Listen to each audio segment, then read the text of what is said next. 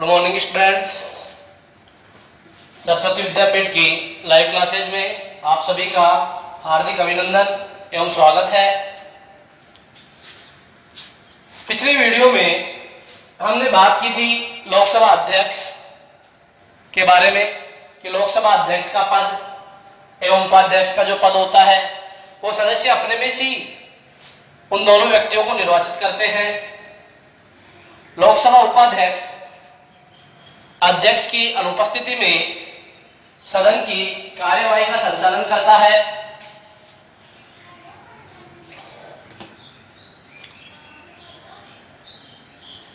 Next आगे इसमें था जो पॉइंट लोकसभा अध्यक्ष के कार्य एवं शक्तियां।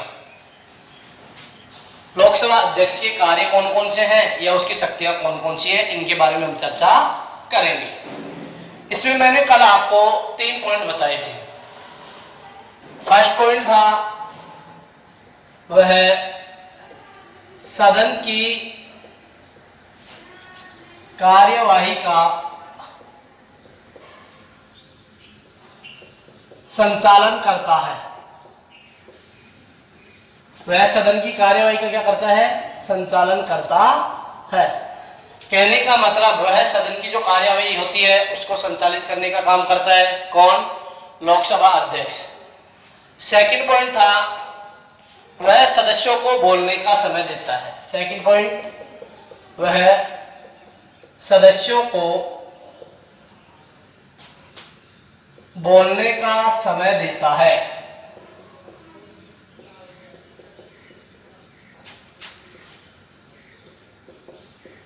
समय देता है कहने का मतलब प्रत्येक सदस्य के लिए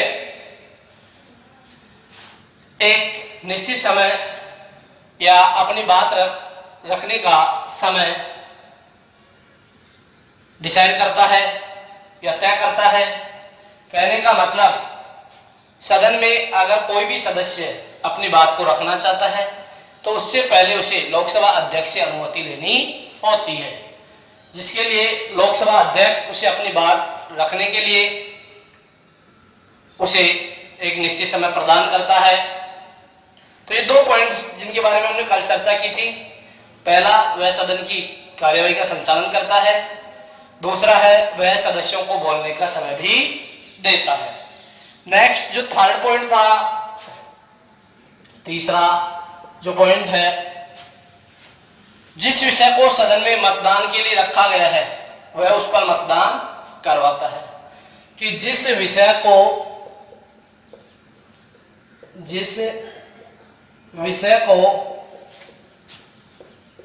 सदन में मतदान के लिए रखवाया गया है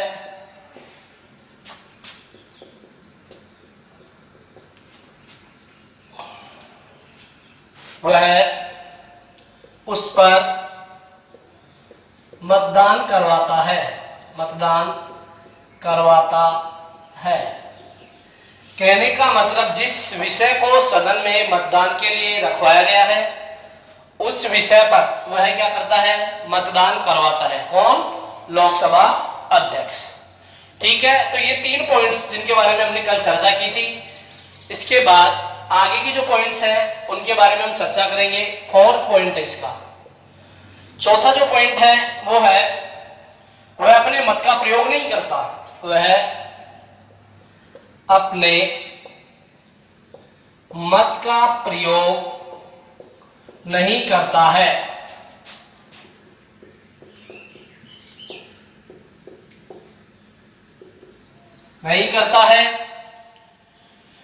लेकिन पक्ष एवं विपक्ष में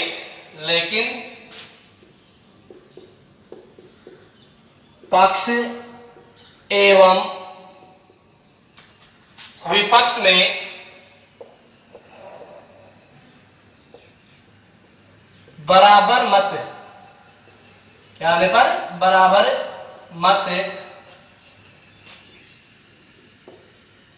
आने पर पक्ष एवं विपक्ष में बराबर मत आने पर वह अपना अंतिम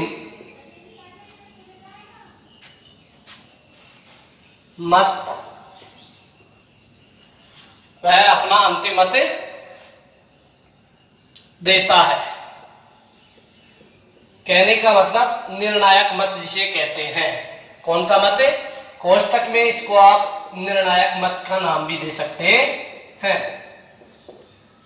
निर्णायक मत कौन देता है? लोकसभा अध्यक्ष। ठीक है, तो ये 4 पॉइंट हो गए। चौथे पॉइंट की हम दोबारा एक बार फिर से बात करेंगे कि वह अपने मत का प्रयोग नहीं करता। कौन? लोकसभा अध्यक्ष। लेकिन पक्ष एवं विपक्ष में बराबर मत आने पर वह अपना अंतिम मत देता है। कहने का मतलब दोनों में, अगर पक्ष में और विपक्ष में अगर दोनों में बराबर मत आ जाते हैं तो कहने का मतलब निर्णायक मत जो होता है वो प्रदान करता है कौन? लोकसभा अध्यक्ष, अर्थात अंतिम मत। नेक्स्ट आगे, वह सत्र को स्थगित करने रखने का अधिकार, वह सत्र को स्थगित करने का अधिकार रखता है। वह सत्र को स्थगित करने का क्या रखता है? अधिकार रखता है। कौन? लोकसभा अध्यक्ष। वह जो सत्र होता है उसको स्थगित रखने का या स्थगित करने का अधिकार भी रखता है। यह है उसका 5वां कार्य या उसकी शक्ति। नंबर 4 एक बार दोबारा से देखेंगे। वह अपने मत का प्रयोग नहीं करता, लेकिन पक्ष एवं विपक्ष में बराबर मत आने पर वह अपना अंतिम या निर्णायक मत देता है। अंतिम मत अर्थात जिसे निर्णायक मत भी कहते हैं, वह प्रदान करता है कौन? लोकसभा अध्यक्ष। उसके बाद वह सत्र को स्थगित करने का अधिकार भी रखता है। कौन? लोकसभा अध्यक्ष। अध्यक्ष सदन में, नेक्स्ट आगे, अध्यक्ष सदन में दल बदल के आधार पर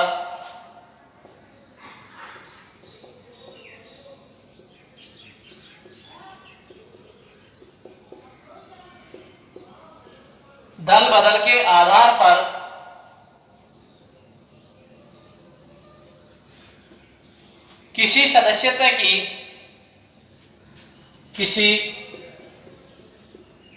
सदस्य की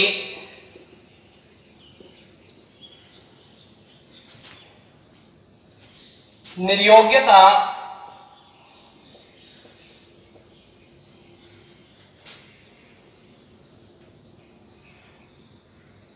के बारे में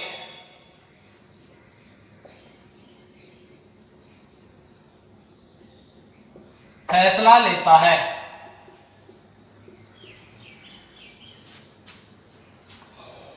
अर्थात दल बदल के आधार पर अगर कोई सदस्य दोषी पाया जाता है तो वह उसकी निर्योग्यता के बारे में भी फैसला लेता है। कौन? लोकसभा अध्यक्ष। नेक्स्ट आगे, अनुच्छेद 110 के अनुसार अध्यक्ष को यह अधिकार प्राप्त है कि यदि वह, यह प्रश्न उठता है कि कोई विधेयक धन विधेयक है या नहीं, तो उस पर लोकसभा अध्यक्ष का फैसला अंतिम माना जाएगा। नोट लगा के इसमें देखेंगे,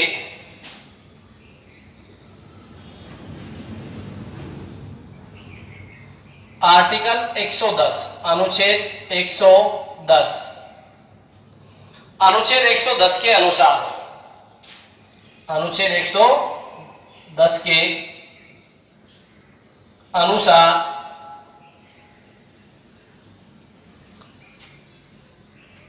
अध्यक्ष को यह अधिकार प्राप्त है, अध्यक्ष को यह अधिकार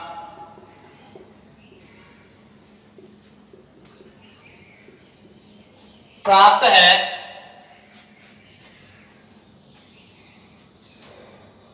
कि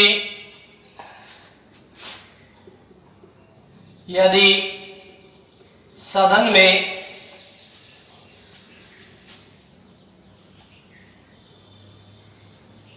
यह प्रश्न उठता है, यह प्रश्न उठता है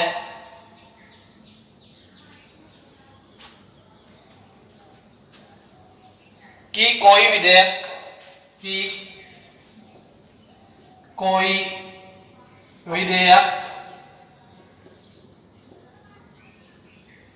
धन विधेयक है या नहीं, धन विधेयक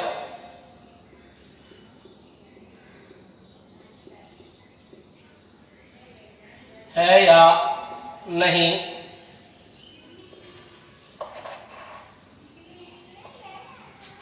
है या नहीं, तो उस पर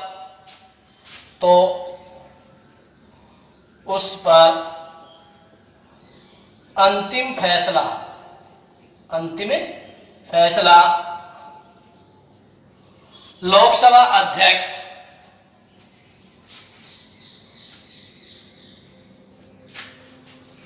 लोकसभा अध्यक्ष का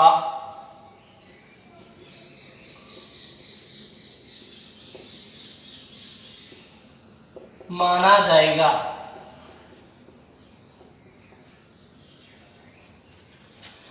इसको एक बार दोबारा से देखेंगे। अनुच्छेद 110 कहने का मतलब आर्टिकल 110, अनुच्छेद 110 किससे संबंधित है या किस बारे में बात करता है? तो इसमें हमें बताना है कि आर्टिकल जो 110 है उसके अनुसार अध्यक्ष को यह अधिकार प्राप्त है कि यदि सदन में यह प्रश्न उठता है कि कोई विधेयक धन विधेयक है या नहीं, तो उस पर अंतिम फैसला किसका होगा? लोकसभा अध्यक्ष का माना जाएगा। कहने का तात्पर्य है उस पर अंतिम फैसला कौन लेगा? लोकसभा अध्यक्ष लेगा। तो ये थे लोकसभा अध्यक्ष के कार्य एवं शक्तियां जो मैंने आपको बता दिए। एक बार फिर से इसको दोबारा हम रिवाइज कर लेते हैं, अच्छी तरह देख लेंगे।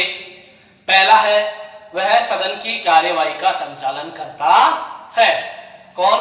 लोकसभा अध्यक्ष। वह सदन की कार्यवाही का क्या करता है? संचालन करता है।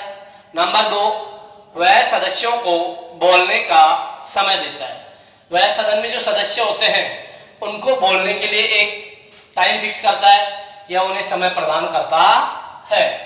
नंबर 3 पॉइंट, जिस विषय को सदन में अर्थात कोई भी विषय हो अर्थात जिस विषय को सदन में मतदान के लिए रखवाया गया है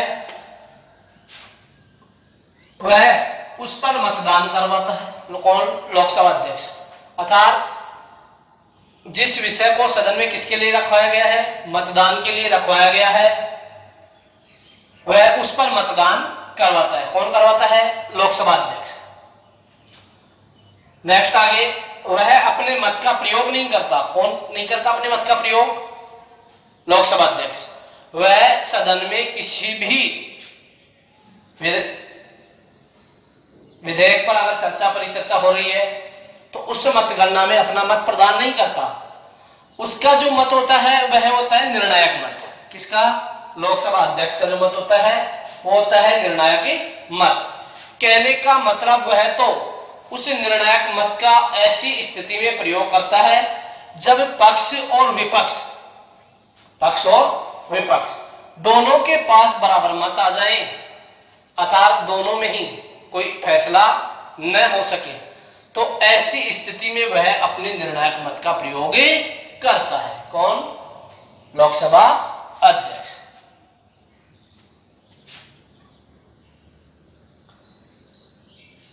नेक्स्ट आगे, वह सत्र को स्थगित करने का अधिकार भी रखता है। वह जो सत्र होता है लोकसभा का उसको स्थगित करने का अधिकार भी रखता है अर्थात उस पर रोक लगाने का अधिकार रखता है। उसे कुछ समय के लिए रोक भी सकता है। कौन? लोकसभा अध्यक्ष। नेक्स्ट आगे, अध्यक्ष सदन में दल बदल के आधार पर दल बदल के आधार पर किसी सदस्य की निर्योग्यता के बारे में फैसला लेता है। कि अर्थात कोई अगर सदस्य दल बदल का दोषी पाया जाता है तो ऐसी स्थिति में जो लोकसभा अध्यक्ष होता है वो सदस्य की निर्योग्यताएं अर्थात जो उसकी निर्योग्यताएं हैं उनके बारे में वो फैसला लेता है। कौन? लोकसभा अध्यक्ष। अब यहां मैंने एक नोट लगाया है, ठीक है, तो वो देखेंगे हम कि आर्टिकल 110 क्या है या इसके क्या प्रावधान है। तो कोई विधेयक धन विधेयक है या नहीं है, कोई विधेयक धन विधेयक है या नहीं है, इस बारे में अंतिम फैसला कौन करता है? लोकसभा अध्यक्ष। कहने का मतलब धन विधेयक है या नहीं इस बात की पुष्टि लोकसभा अध्यक्ष के द्वारा ही की जाती है। और किस अनुच्छेद के आधार पर? अनुच्छेद 110 के आधार पर। ठीक है, तो इसको देखेंगे एक बार। अनुच्छेद 110 के अनुसार अध्यक्ष को यह अधिकार प्राप्त है कि यदि सदन में यह प्रश्न उठता है कि कोई विधेयक धन विधेयक है या नहीं है तो उस पर अंतिम फैसला किसका माना जाएगा? लोकसभा अध्यक्ष का माना जाएगा। क्या था? यह धन विधेयक है या नहीं है।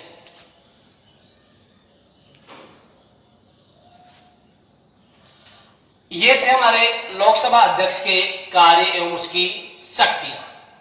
अब न्यू पॉइंट पढ़ेंगे, संसद के कार्य और शक्तियां। सेकंड पॉइंट जो हम बात करेंगे, संसद के कार्य एवं शक्तियां। संसद के कार्य एवं शक्तियां, एक पॉइंट तो ये होता है इसमें। और अगर क्वेश्चन के रूप में अगर जैसे बोर्ड एग्जाम में ये अटेम्प्ट होता है तो उसकी हम बात करेंगे कि भारतीय संसद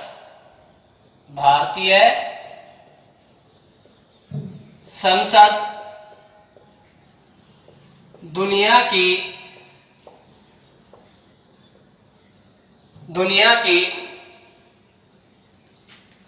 शक्तिशाली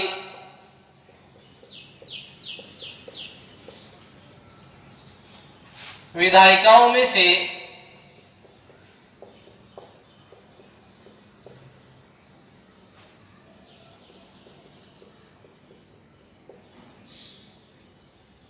एक है। स्पष्ट कीजिए।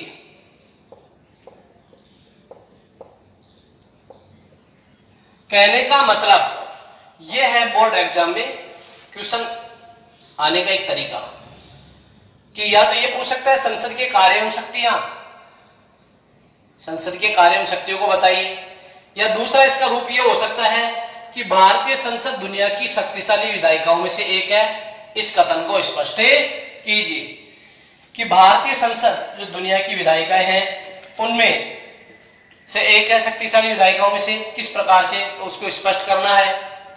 तो हम इसमें बात करेंगे कि भारतीय संसद विश्व की सबसे शक्तिशाली संसद है। भारतीय संसद विश्व की सबसे शक्तिशाली संसदों में से क्या है? एक है, क्योंकि यह अनेक कार्य करती है जिसमें सबसे मुख्य कार्य कानून निर्माण करना है। फर्स्ट पॉइंट, संसद का मुख्य कार्य,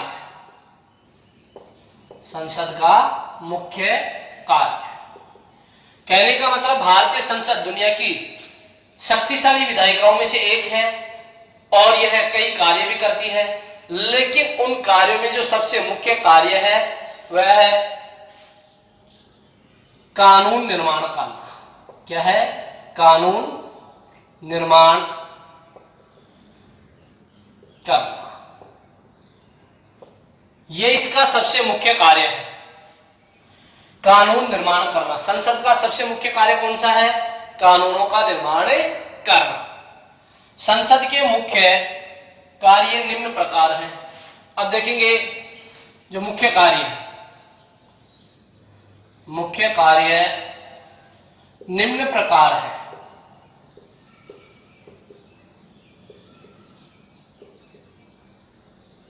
नंबर 1, विधि या कानून का निर्माण। फर्स्ट पॉइंट है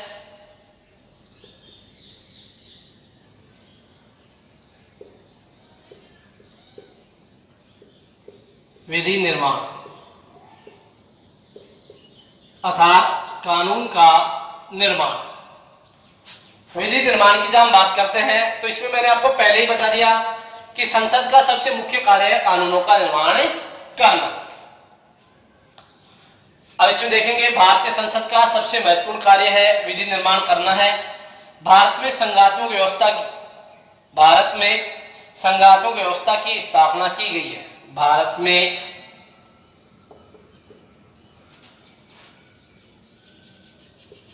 संघात्मक व्यवस्था की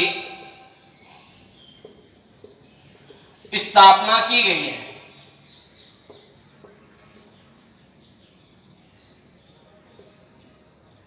कहने का मतलब भारत में शासन प्रणाली के किस रूप को अपनाया गया है? संघीय शासन प्रणाली के रूप को अपनाया गया है। हम कह सकते हैं कि भारत में संघात्मक व्यवस्था की स्थापना की गई है, अर्थात संघीय शासन की व्यवस्था स्थापना की गई है।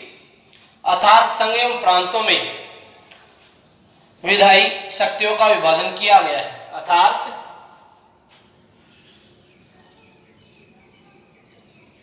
अर्थात संघ एवं राज्यों में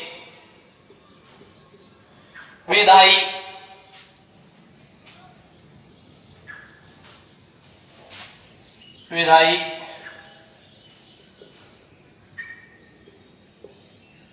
शक्तियों का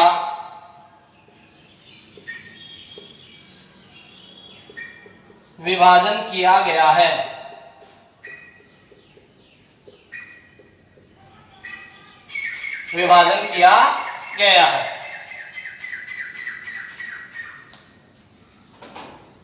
संविधान की 7वीं अनुसूची में, संविधान की 7वीं अनुसूची, सेकंड स्टेप इसमें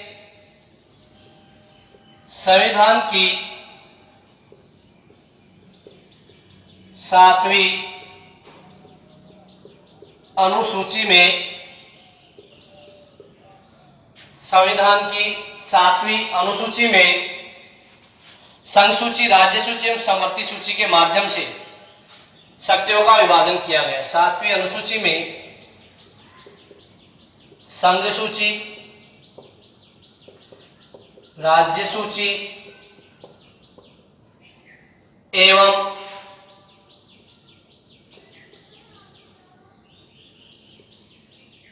समवर्ती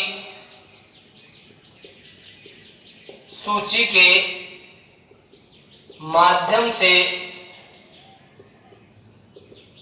शक्तियों का विभाजन किया गया है। शक्तियों का विभाजन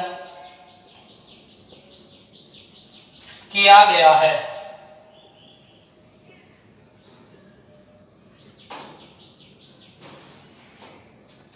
कहने का तात्पर्य है, हम इसको देखेंगे एक बार। संसद का मुख्य कार्य है, संसद के जो मुख्य कार्य हैं वो कौन कौन से हैं? तो मैंने आपको शुरू में बता दिया, संसद का मुख्य कार्य है कानून निर्माण करना। पहला कार्य उसका कानून निर्माण करना, जिसमें हम बात करेंगे फर्स्ट पॉइंट की, विधि निर्माण अर्थात कानून का निर्माण। भारत में संघात्मक व्यवस्था की स्थापना की गई है। भारत में कैसी व्यवस्था की स्थापना की गई है? संघात्मक व्यवस्था की स्थापना की गई है, अर्थात संघीय शासन व्यवस्था के ढांचे को अपनाया गया है। किसमें? भारत में। कहने का मतलब अर्थात संघ एवं राज्यों में, संघ एवं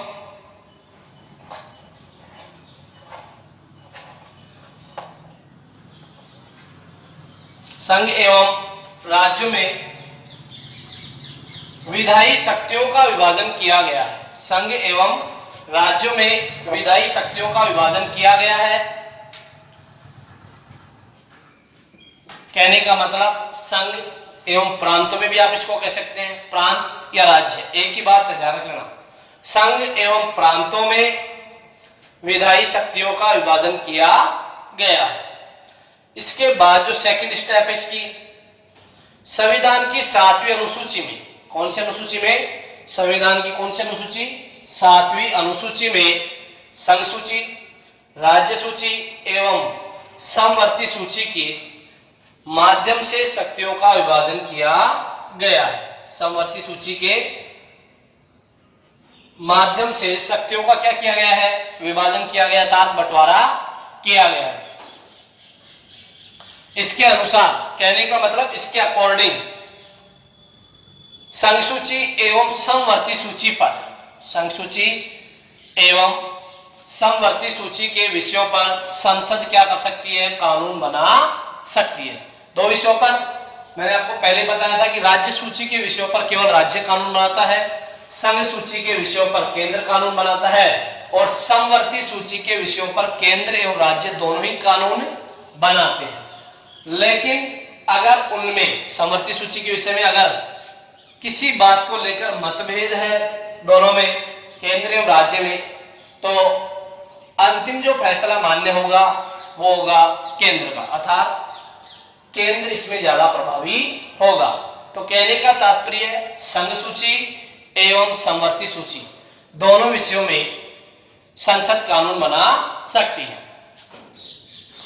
अवशिष्ट शक्तियां भी, जो अवशिष्ट शक्तियां हैं वो भी संसद के अधीन है, तथा राज्य सूची के विषयों के संबंध में भी कुछ परिस्थितियों में संसद कानून बना सकती है। कहने का मतलब जो अवशिष्ट शक्तियां हैं वो किसको प्रदान की गई है, भारतीय संसद को प्रदान की गई है। तथा जो राज्य सूची के विषय, जिनमें मैंने अभी आपको बताया कि राज्य सूची के विषयों में राज्य कानून बनाता है, लेकिन उनमें भी कुछ परिस्थितियों में संसद कानून बना सकती है। तो यह था इसका फर्स्ट पॉइंट। पहला पॉइंट था विधि निर्माण या कानून निर्माण, किसका, संसद का मुख्य कार्य। दोनों का एक ही आंसर है, संसद के कार्य में शक्तियां, या आप इसको ये भी कह सकते हैं क्वेश्चन के रूप में अगर आए तो, भारतीय संसद दुनिया की शक्तिशाली विधायिकाओं में से एक है। इस बात को स्पष्ट कीजिए, तो आप इसको इसी तरह बताएंगे, दोनों में कोई फेरबदल नहीं होगा। नेक्स्ट आगे हम बात करते हैं, जो सेकंड स्टेप है इसकी, धन विधेयक पारित करना। सेकंड जो स्टेप है वो है धन विधेयक पारित करना।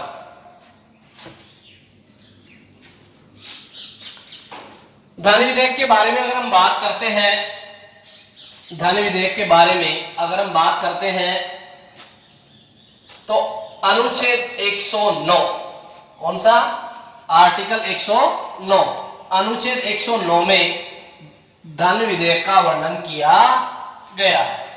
किस अनुच्छेद में किया गया है धन विधेयक का वर्णन, अनुच्छेद 109 में।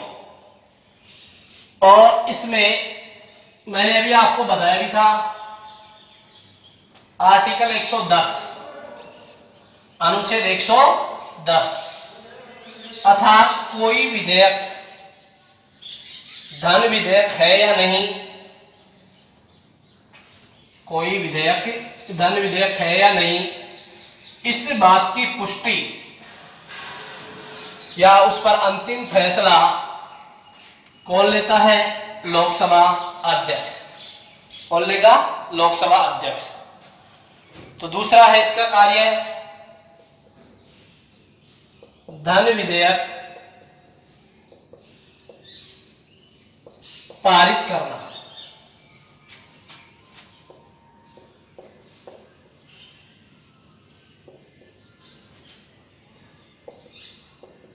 धन विधेयक पारित करना, इसमें देखेंगे हम, संसद का दूसरा सबसे महत्वपूर्ण कार्य धन विधेयक को पारित करना है। संसद का दूसरा सबसे महत्वपूर्ण कार्य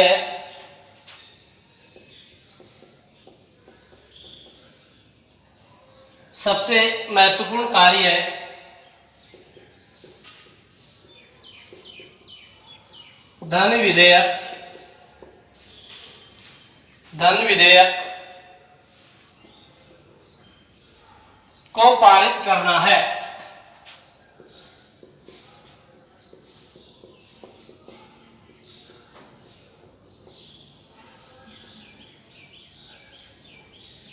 पारित करना है। पहला कार्य तो क्या है, विधि निर्माण करना या कानून निर्माण करना। दूसरा कार्य है धन विधेयक को पारित करना। नेक्स्ट आगे अनुच्छेद 109 में धन विधेयक की प्रक्रिया का वर्णन किया गया है। अनुच्छेद 109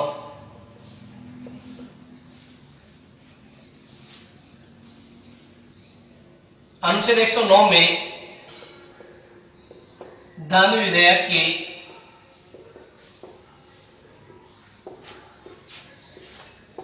प्रक्रिया का वर्णन किया गया है।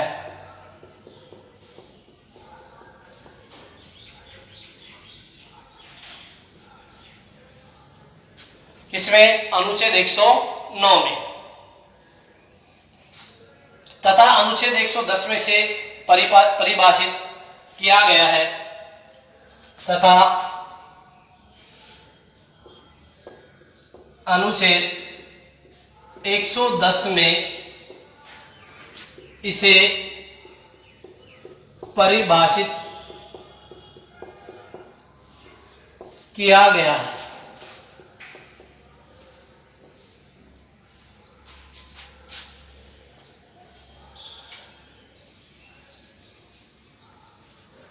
नोट यहां पर लगाएंगे, धन विधेयक राष्ट्रपति की सिफारिश पर, राष्ट्रपति की सिफारिश पर, राष्ट्रपति की सिफारिश पर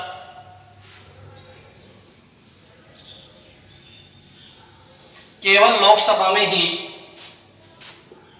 केवल लोकसभा में ही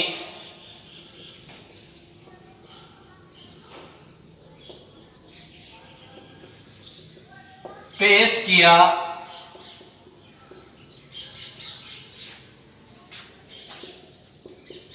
जाता है।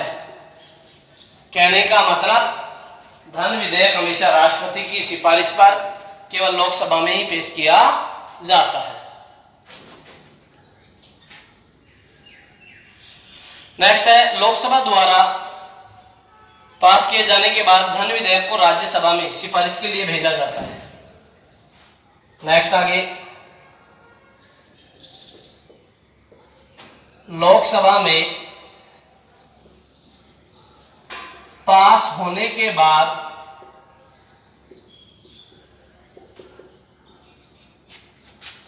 धन विधेयक को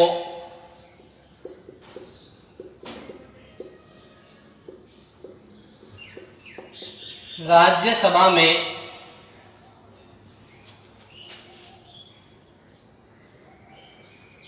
पास होने के लिए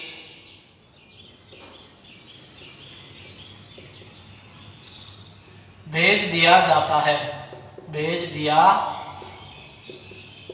जाता है। कहने का मतलब धन विधेयक अगर लोकसभा में पास हो जाता है तो उसको दूसरे सदन में पास होने के लिए अर्थात राज्यसभा में पास होने के लिए भेज दिया जाता है। राज्यसभा विधेयक को यदि 14 दिन के भीतर राज्यसभा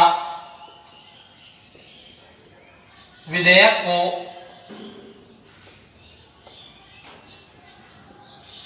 14 दिन के भीतर 14 दिन के भीतर लोकसभा को वापस नहीं लौटाए, इसको वापस नहीं लौटाए, लोकसभा को वापस नहीं लौटाए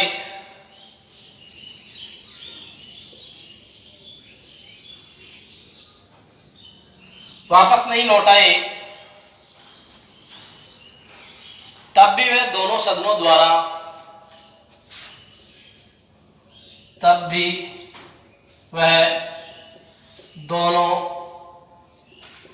द्वारा पास माना जाएगा।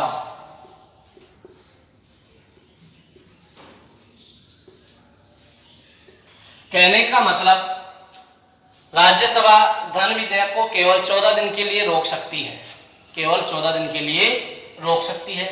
इस अवधि में वो चाहे तो उसमें संशोधन करके लोकसभा के पास भेज सकती है, और अगर इसमें वो ना ही तो संशोधन करे या ना ही उस पर कोई विचार करे, तो ऐसी स्थिति में 14 दिन के बाद जो विधेयक होता है वो स्वतः ही पारित हो जाता है या पास हो जाता है। तो इसके बारे में हम एक बार दोबारा से देखेंगे। धन विधेयक पारित करना, सेकंड जो पॉइंट है इसका, धन विधेयक पारित करना संसद का। संसद का दूसरा सबसे महत्वपूर्ण कार्य है धन विधेयक को पारित करना। क्या करना है? धन विधेयक को पारित करना है। अब इसमें देखो आर्टिकल 109, अनुच्छेद 109, अनुच्छेद 109 में किस प्रक्रिया का वर्णन किया गया है? तो आप बताएंगे अनुच्छेद 109 में धन विधेयक की प्रक्रिया का वर्णन किया गया है। किस प्रक्रिया का? धन विधेयक की प्रक्रिया का वर्णन किया गया है। तथा अनुच्छेद 110 में इसे परिभाषित किया गया है। तथा अनुच्छेद जो 110 है इसमें इसे क्या किया गया है? परिभाषित किया गया है कि अंतिम निर्णय लोकसभा अध्यक्ष देगा इस पे कि कोई विधेयक धन विधेयक है या नहीं। इस पर अंतिम निर्णय माना जाएगा लोकसभा अध्यक्ष का। ठीक है, अब यहां एक नोट लगाया मैंने। कहने का मतलब मोस्ट पॉइंट है, धन विधेयक राष्ट्रपति की सिफारिश पर केवल किस सदन में पेश किया जाता है? लोकसभा में। ध्यान रखना है, धन विधेयक राष्ट्रपति की सिफारिश पर केवल लोकसभा में ही पेश किया जाता है। कभी भी धन विधेयक राज्यसभा में प्रस्तुत नहीं किया जाता है। राज्यसभा में तो उसे लोकसभा से पास होने के बाद राज्यसभा में उसे कुछ संशोधन या कुछ प्रावधानों के तहत भेजा जाता है। तो इसमें देखेंगे आगे, लोकसभा में पास होने के बाद धन विधेयक को राज्यसभा में पास होने के लिए भेज दिया जाता है। अब देखो इधर, राज्यसभा विधेयक को 14 दिन के भीतर, कितने दिनों के भीतर? 14 दिन के भीतर अगर लोकसभा को नहीं लौटाए, तब भी वह दोनों सदनों द्वारा पास माना जाएगा। कहने का मतलब वह दोनों सदनों के द्वारा उसको पास मान लिया जाएगा कि यह धन विधेयक पास हो गया है। तो यह था इसका सेकंड कार्य। पहला कार्य मैंने आपको बताया, विधि निर्माण यानी कानून निर्माण करना। दूसरा कार्य बताया, धन विधेयक पारित करना। कहने का मतलब एग्जाम की दृष्टि से हम देखते हैं तो काफी महत्वपूर्ण पॉइंट है ये हमारे। मैंने आपको इसमें शुरू में बता दिया था वीडियो में कि संसद के कार्य एवं शक्तियां, या तो बोर्ड एग्जाम में क्वेश्चन ये पूछता है कि संसद के कार्य एवं शक्तियों को परिभाषित कीजिए, या संसद के कार्य एवं शक्तियों को बताइए या समझाइए, या उनकी विस्तृत विवेचना कीजिए। 3 रूपों में क्वेश्चन हो सकता है। एक तो, या दूसरा इसका तरीका जो हो सकता है वो है कि भारतीय संसद दुनिया की शक्तिशाली विधायिकाओं में से एक है। वेरी इंपॉर्टेंट है कि भारतीय संसद दुनिया की शक्तिशाली विधायिकाओं में से एक है। तो किस प्रकार से है, स्पष्ट कीजिए। तो इसमें दोनों ही क्वेश्चनों में यही आंसर आएगा। पहला जो कार्य होगा, इसमें देखो इधर हिंट मैंने दे रखा आपको पहले ही कि संसद का मुख्य कार्य क्या है? कानून निर्माण करना है। क्या है? कानून निर्माण करना।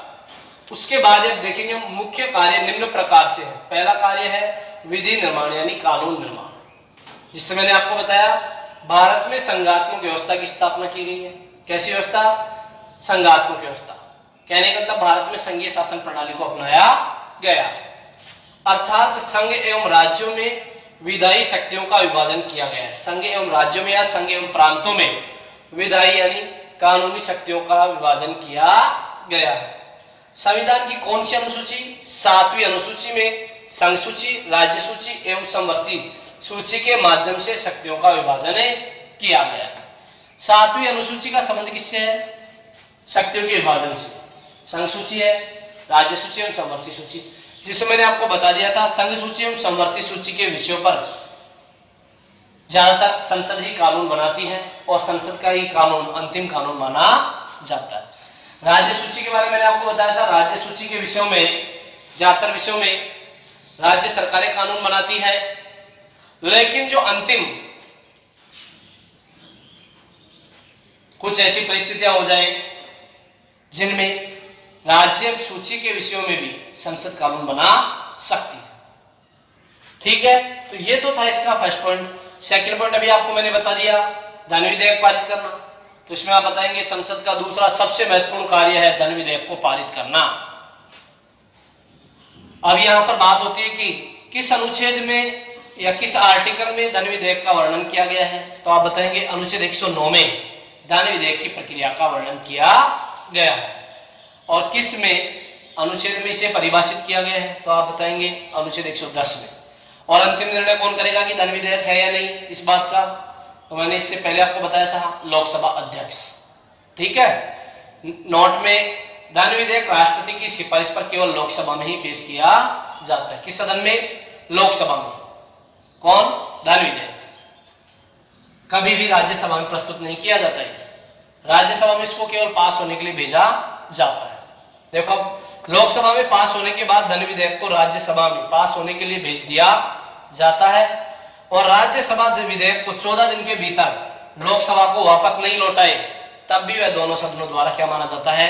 पास माना जाएगा। नेक्स्ट जो आगे है तीसरा पॉइंट इसका, वो है संविधान संशोधन का कार्य। उसके बारे में हम कल अध्ययन करेंगे। ठीक है, धन्यवाद। आज की वीडियो में इतना ही।